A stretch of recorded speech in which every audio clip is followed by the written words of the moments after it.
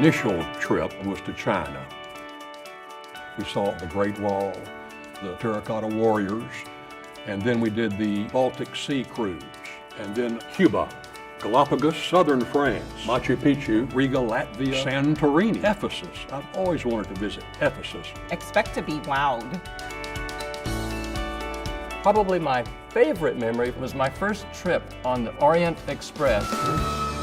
It was late February, early March, and you're crossing the Italian Alps, and you're sitting in the dining car with, heavy crystal and silver, and I was just wondering, how did little old guy from Houston, Texas, USA ever wind up here? My drawing isn't good enough to do justice.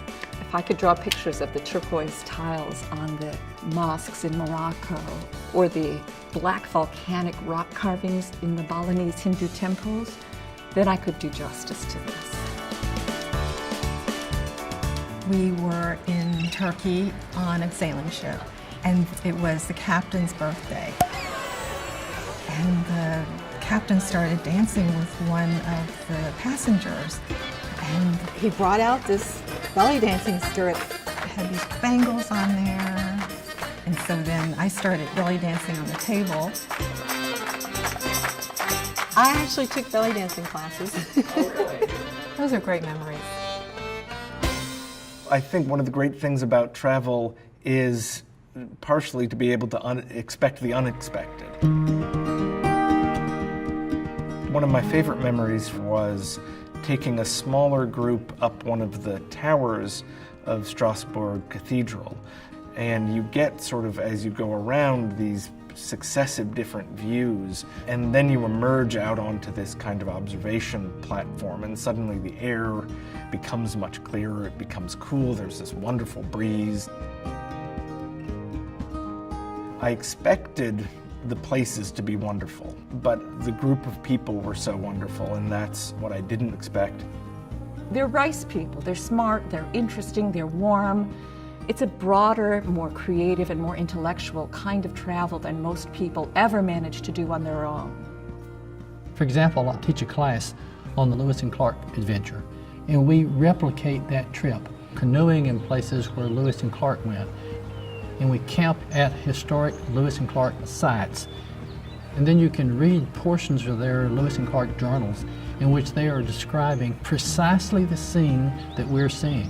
It's almost as though you have gone back into time. The reason for going on a rice trip is because all the hard part's done for you. Everything's organized for you. Everything runs like clockwork. We took a camel ride into the Sahara, and the tour guide had this giant cooler, and he was hanging on to it for dear life. And the tour guide starts bringing out bottles of white wine so we could all drink wine and watch the sunset.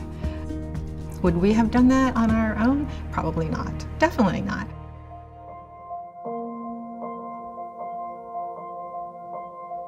What stands out for me personally is the connections with other people. After our Turkey trip, we had biannual reunions. When you go on these trips, there's that instant connection. We talk about professors, and it was just as if I went back to school again. And this was one of the items at the pottery factory on the Isle of Rhodes. We found that traveling on these rice trips reconnect you to your own experience at rice. I think that traveling to the various locations has given Betty and me a greater appreciation of the world around us. You see things you've heard about but can't appreciate until you've taken your shoes off and walked in them. To actually experience the joy of Venice at Carnival time, or to actually experience great wildebeest migration in the Serengeti Plain, is more enlightening than you could ever get from a book or a movie. One of the most evocative moments was when we went to Delhi. There was food, there was people shouting, people selling things, cows in the road, children running everywhere. There are thousands of wires. It's such a thrilling moment to be in this place together with good friends.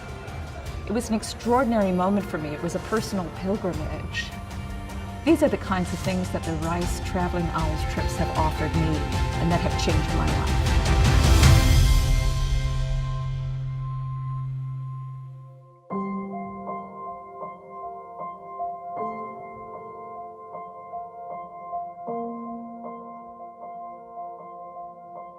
you.